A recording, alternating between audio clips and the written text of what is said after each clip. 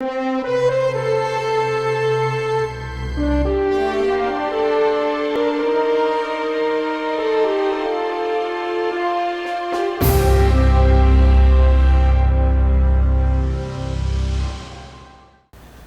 dia, meus amigos, bom dia, meus irmãos.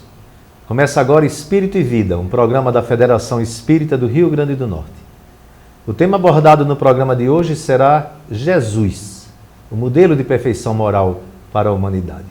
O único espírito a evoluir em linha reta e que trouxe para a humanidade a lei do amor.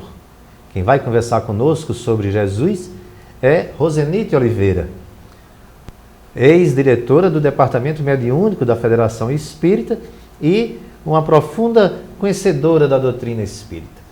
O seu bom dia para o nosso público, Rose. Muito bom dia a todos. É uma alegria retornar a este programa Espírito e Vida, que tem trazido informações importantes, reflexões e que certamente está auxiliando as pessoas a entenderem melhor as problemáticas da vida à luz do Espiritismo. Falar sobre Jesus sempre é uma alegria, uma satisfação e também uma responsabilidade, não é? O que é Jesus para a doutrina espírita, Rose? Para a humanidade, Jesus é o modelo perfeito que nós todos temos como inspiração para as nossas vidas. Kardec indagou aos espíritos superiores qual o modelo mais perfeito, qual o espírito mais evoluído. E os espíritos deram uma resposta a menor de toda a codificação: Jesus. Então, Jesus traz para nós o modelo da perfeição, porque ele trouxe para nós a lei do amor. A importância que Jesus teria para a humanidade seria em função daquilo que ele nos falou, ou daquilo que ele nos vivenciou, ou ainda por conta da sua ressurreição, como colocam os textos evangélicos? Jesus, ele é fundamental para a humanidade por tudo isso, mas pelo papel que ele desempenha para o nosso planeta, porque à medida que os estudos se aprofundam, que nós conhecemos a personalidade, a missão de Jesus em profundidade, nós estamos compreendendo hoje que o papel de Jesus não era restrito apenas a trazer uma nova lei para a humanidade, que era a lei de amor.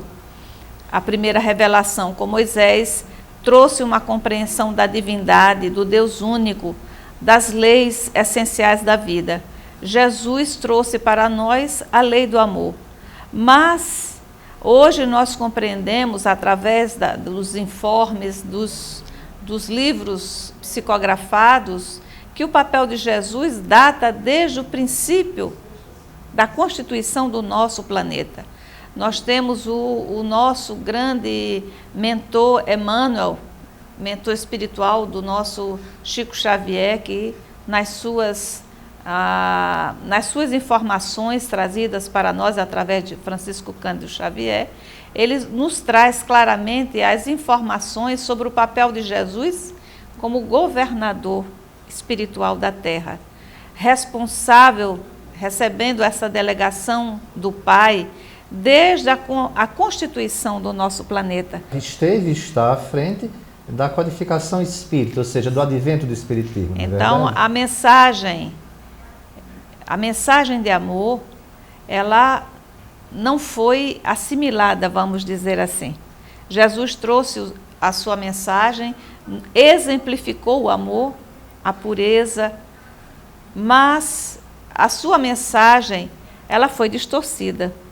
E o amor de Jesus foi transformada numa mensagem, numa outra compreensão, em que a humanidade já não tinha o suporte verdadeiro para experimentar esse amor. E, como ele havia prometido à época, que está em João, de que ele nos mandaria um Consolador.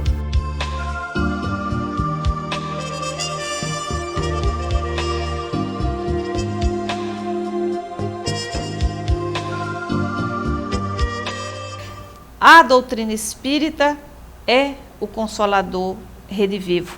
porque ele traz para nós a mensagem do Evangelho de Jesus. Rosenite, e essa confusão que se faz entre o Jesus humano e o Jesus divinizado?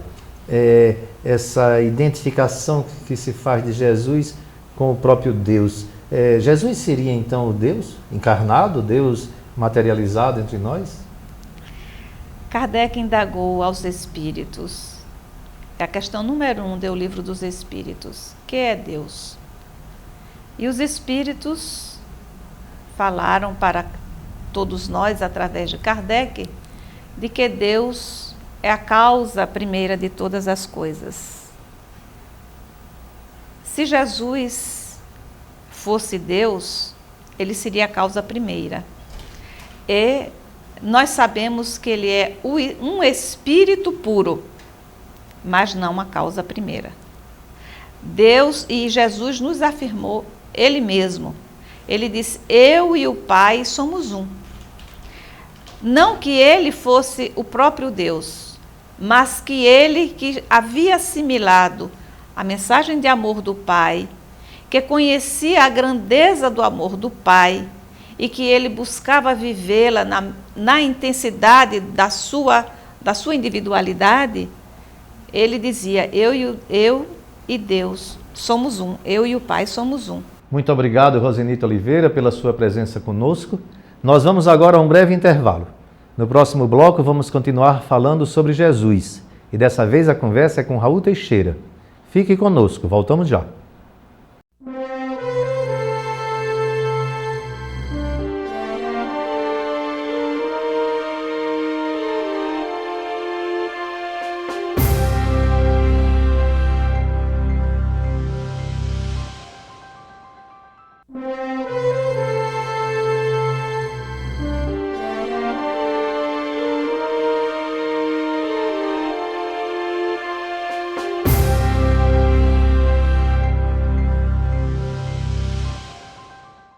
Obrigado por continuar em nossa companhia.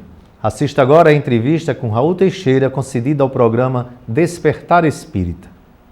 A questão Jesus transcende a tudo quanto nós possamos dizer a seu respeito.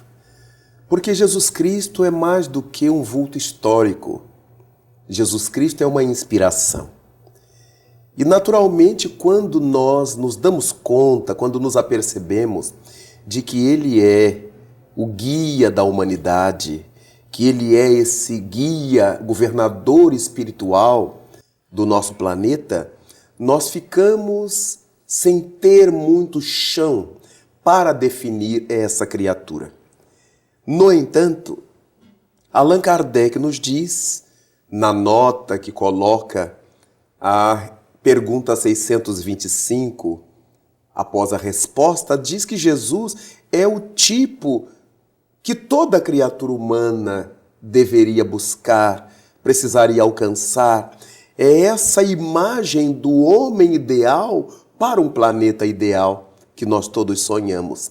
De maneira que esse guia que Jesus representa para nós, ele é muito mais uma emulação da alma do que um discurso teológico, qualquer que ele seja.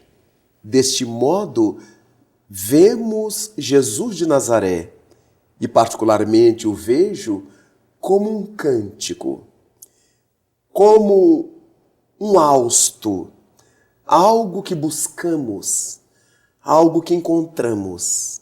É uma lavanda no amanhecer. É uma lâmina que fende o espaço. É uma presença divina em nossas vidas. O benfeitor espiritual Emmanuel, através da mediunidade de Francisco Cândido Xavier, nos esclarece no livro A Caminho da Luz que Jesus é o escultor das formas, que recebeu esse planeta de Deus para, junto com as pleiades de espíritos celestiais, começar a organizar a vida no planeta, e é o condutor do processo evolutivo de todos nós. Como nós poderíamos encarar Jesus dessa forma? O que nos ajuda no nosso momento atual? É muito importante o seu posicionamento, porque os bons espíritos hão dito que Jesus Cristo não é o Senhor dos religiosos. é o governador do planeta. E os benfeitores mais altos alegam que, além de ser o governador da Terra, ele é o senhor do sistema solar. Daí ser ele chamado de Rei Solar, porque ele não coordena unicamente a Terra, mas todos os planetas, todos os mundos que giram em torno da nossa estrela solar. Dessa maneira, nós entendemos que Jesus Cristo deva ser visto por nós como a inspiração nas artes. Toda arte que surge no mundo, no sentido de elevar a emoção das pessoas, vem de Jesus.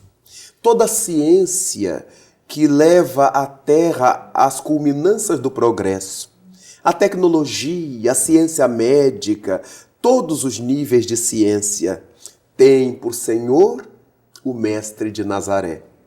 Pensar que as relações parlamentares do mundo, as relações diplomáticas do mundo, o crescimento do progresso das interações humanas, tudo isso tem a mão de Jesus. Pensar que tudo quanto a criatura humana sonha, a estesia, a felicidade, a família, o amor, a paz, tem em Jesus o seu sustentáculo.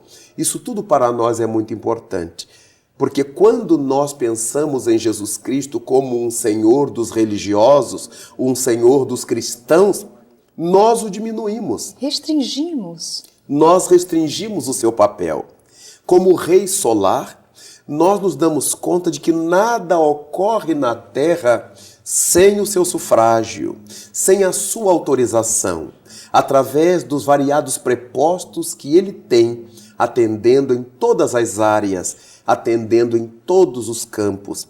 Daí então Jesus Cristo ganha extensão e profundidade para nós. E os espíritos do bem, os espíritos nobres, como Joana de Ângeles, afirma através da mediunidade de Divaldo Franco que as entidades do nível em que ela se encontra não conseguem dimensionar exatamente quem seja Jesus. Por isso não se permitem chamá-lo pelo nome. Chamam-no através de uma outra referência, Rei Solar, Estrela da Manhã, Divino Mestre, Celeste Amigo. E Emmanuel, no livro de mesmo nome, assevera através de Chico Xavier que também as entidades do seu naipe não entendem devidamente ainda essa figura magistral. Agora, é muito interessante que ele tenha optado, ele como Rei Solar, por viver uma vida de tamanha simplicidade, optando para nascer num local humilde, numa manjedoura, numa situação difícil, procurando seguir passo a passo uma vida muito humana. Como entender isso? São sinais que ele nos manda? Nós verificamos que a humildade de Jesus Cristo, dentre todos os aspectos que tomou, em todas as nuances que teve, nos trouxe esse dado importantíssimo. Não é o berço que faz a criatura. Não é o poder material que constrói a criatura. É a criatura que ilumina seu berço. É a criatura que ilumina o seu poder no mundo. Quando nós verificamos muita gente dizer que o poder corrompe o homem, verificamos com os bons espíritos que essa não é propriamente uma verdade, porque o poder não tem cara. O poder é uma instituição que alguém passa a envergar. É essa criatura que enverga o poder que vai dar seriedade, nobreza, dignidade a ele ou vai conspurcá-lo e atirá-lo à lama. Jesus Cristo veio mostrar isto. O Rei Solar, que era o Senhor do poder, também era o Senhor de uma grandiosa moralidade, de uma dignidade sem par, capaz de nos fazer entender que para ser-se grande no mundo é necessário ser aqui o servidor de todos. Por isso veio onde veio, viveu onde viveu, viveu com quem viveu, sem perder-se na multidão, sem perder-se nas posições, sem atirar-se ao chão do mundo, conforme a maioria de nós faria, caso estivesse em posição de tamanho destaque. Raul, Jesus deixou uma regra áurea, dizendo que toda a lei e os profetas nela se resumem: amar a Deus sobre todas as coisas e ao próximo como a si mesmo. Vamos conversar um pouco sobre essa trilogia: amar a Deus, amar ao próximo e amar a si mesmo. Devemos começar amando a nós mesmos? É muito interessante, Yasmin, percebermos que essa questão tem gerado controvérsias entre os pensadores, entre filósofos que hão discutido a questão dos ensinamentos de Cristo. Alguns asseveram, alguns pensadores, que é impossível nós amarmos a alguém tanto quanto amamos a nós próprios. E outros dizem que é impossível amar a Deus acima de todas as coisas se a gente não tem referenciais a respeito de Deus. Encontramos falas as mais variadas. O que ocorre é que nós não amamos a Deus olhando-lhe o rosto físico, que isso não existe. Amamos a Deus a partir de suas obras. Ao percebermos a felicidade de tudo quanto existe, a correção de todas as leis, o equilíbrio de tudo que há no universo, o nosso desenvolvimento, a estrutura do nosso corpo, de tudo que está à nossa volta, o autor de tudo isso tem que ser obrigatoriamente perfeito, porque todas essas coisas conosco e ao nosso redor se dão com uma perfeição, com uma regularidade notável. Então, amar a Deus acima de todas as coisas, amar a vida, amar as coisas, amar tudo isso que aí está, significa o amor a Deus, já que não o podemos ver. Jesus Cristo nos chamou a atenção. Se não amais o vosso próximo ao qual vedes, como amareis a Deus ao qual não vedes? Então, nós começamos a perceber que Jesus Cristo identificava essa dificuldade de amar ao desconhecido. No entanto, amar o próximo, tanto quanto nos amamos a nós, tem a expressão de dizer que aquilo que eu não quero de ruim para mim, eu não posso querer para você, eu não devo querer para o outro. Aquilo de bom que me faria feliz, eu tenho que ter essa convicção de que também faria você feliz, de que faria o outro feliz. E com isso não magoarei o meu semelhante, porque eu não gostaria de ser magoado. Farei o melhor possível pelo meu semelhante, porque eu gostaria que alguém fizesse o melhor possível por mim. Na hora em que alguém cair, eu estenderei a mão, porque eu gostaria de, na minha queda, alguém me estendesse a mão. Desse modo, nós vamos fazendo um trabalho de relacionamento. É nesse sentido que nós amamos a Deus acima de tudo, porque amamos a vida, a natureza, o universo. E nós fazemos parte dessa vida e desse universo. Amar ao próximo como amamos a nós, a nossa referência pessoal é porque queremos tudo de bom para nós. Queremos ser felizes, queremos ter conforto, queremos comer, beber, ter o direito de ir e de vir. Na medida em que eu me reconheço feliz diante dessas prerrogativas, eu tenho que admitir, eu preciso admitir que o meu semelhante também se sentirá feliz com essas mesmas prerrogativas. Então nós conseguimos juntar essa trilogia do amor a Deus, do amor a mim e do amor ao próximo.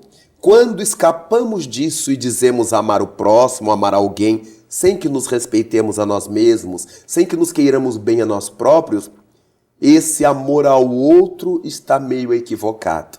Às vezes nós temos desejo de posse, às vezes nós temos apego com relação ao outro, às vezes é um sentimento de dependência com relação ao outro, mas que não chega a ser verdadeiramente o sentimento do amor. O amor é o que liberta, o amor é o que doa, nunca o que absorve, nunca o que suga.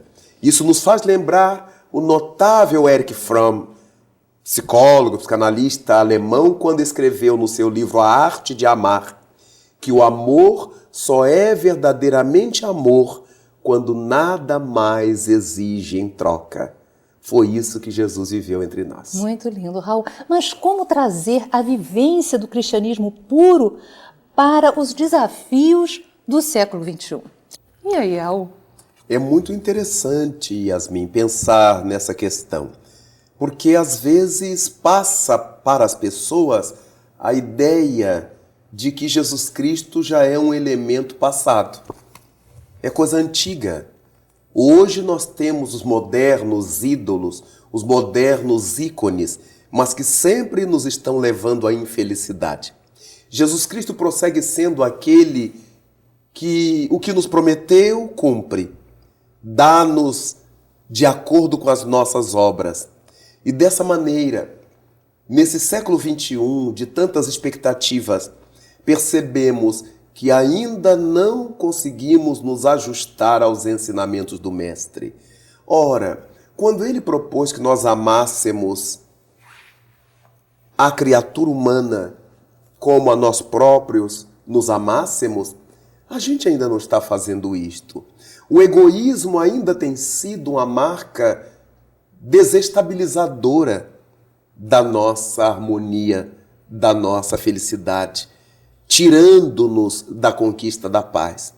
Enquanto o ego for essa presença tão marcante na nossa relação, dificilmente conseguiremos entronizar Jesus Cristo, seus ensinamentos, na pauta da nossa vivência. E o importante é que essa vivência nos conduz à felicidade que nós tanto desejamos. Quando nós só vemos no egoísmo os nossos interesses a despeito dos demais, nós ficamos infelizes.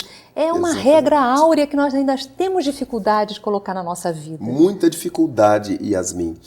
No entanto, diante dessa tormenta, dessa dificuldade de trazer Jesus Cristo vivo para o nosso entendimento, estamos acompanhando a luta que muitos travam para que Jesus Cristo se manifeste na fraternidade. Então nós vamos verificando, por exemplo, os movimentos em prol da natureza. Movimentos ecológicos que estão na pauta desses tempos, felizmente. Grande número dos países, a maioria dos países assinando acordos, o Tratado de Quioto e tudo mais, a presença de Cristo, o ensinamento de Cristo, do cuidar das coisas em torno de nós, bem-aventurados aqueles que amem aos pais, não é? Porque esses herdarão a terra. Então, obviamente, essa dinâmica de herdar a terra, uma terra mais saudável, uma terra mais sadia, começando por esse espírito de não predação do planeta, esta é uma presença de Cristo entre nós. Essa é uma ideação de Cristo que baixa a terra e que vai encontrando nos mais inspirados a possibilidade de fazer o melhor.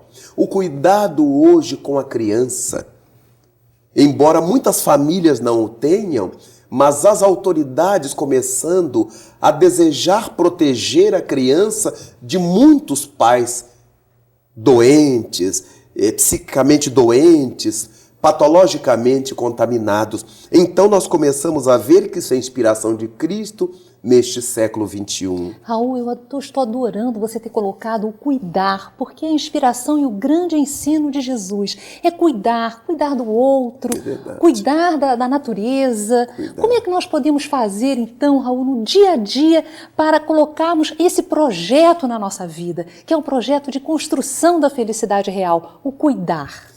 Nós precisamos plantar isto, Yasmin, porque na medida que você tem em suas mãos as crianças e os jovens, comece a ensinar para essa criança aquilo que faz bem à vida, aquilo que fará bem a ela, aquilo que fará bem aos outros.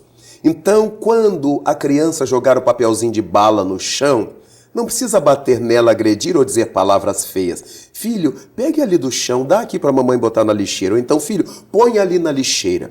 A justificativa do adulto já estava sujo. Mas nós não viemos para conservar a sujeira do mundo. Nós viemos para limpar a sujeira do mundo. atitudes pequenas do Coisas dia a dia. pequenas, mas que vão repercutir mais tarde.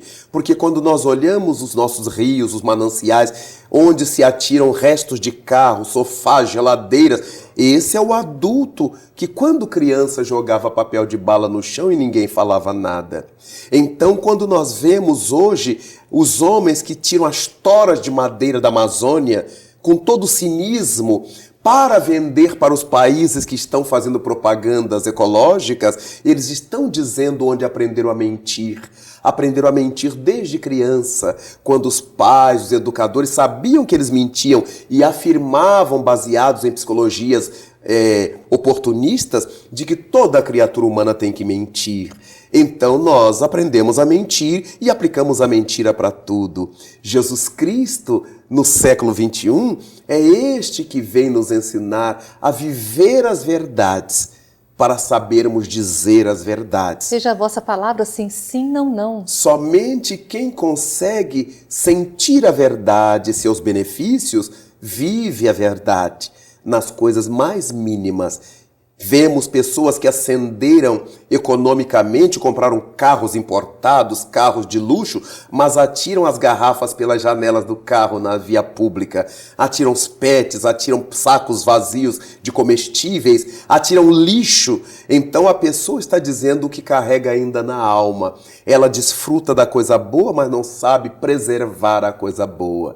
Então nós vamos percebendo que neste século XXI há muito espaço ainda para que Jesus Cristo se aproxime, para que nós possamos pensar como Pedro de Camargo, nosso saudoso Vinícius, quando numa sua mensagem ele pergunta: Jesus nasceu onde e quando? Jesus nasceu para cada indivíduo num tempo diferente.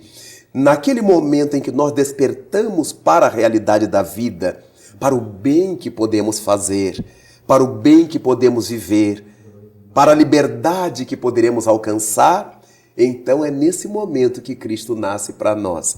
É tão importante deixar que Ele nasça.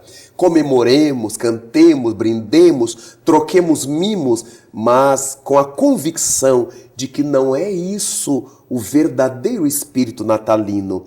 Não é esse o verdadeiro espírito da cuna, da manjedoura dentro de nós. O verdadeiro espírito dessa manjedoura em nós, dessa gruta de Belém em nós, é quando sentimos alegria por não sujar, por não depredar, por não macular, por auxiliar a vida a crescer em torno de nós e ensinar os outros a fazer o mesmo. A criança aprende muito rapidamente. O que fez Maria Montessori dizer que a criança é a mente absorvente, tem a mente absorvente e tanto absorve as coisas boas quanto as coisas negativas.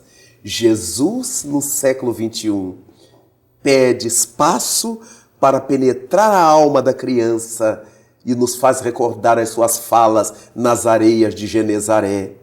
Deixai que venham a mim os pequeninos, não os detenhais. A partir daí, como é que poderemos deixar que as crianças cheguem a Jesus no século novo? Ensinando a elas como lidar com a vida, com a sua vida, com a vida do planeta, que repercute sobre a sua saúde, sobre o seu equilíbrio, sobre a sua felicidade, sobre a sua harmonia. Jesus conosco no século XXI será garantia de um século feliz e de progressos inomináveis para a nossa terra. Chegamos ao fim de mais uma edição do programa Espírito e Vida, um programa da Federação Espírita do Rio Grande do Norte. Agradecemos a sua sintonia e contamos com a sua presença na próxima semana. Muita paz.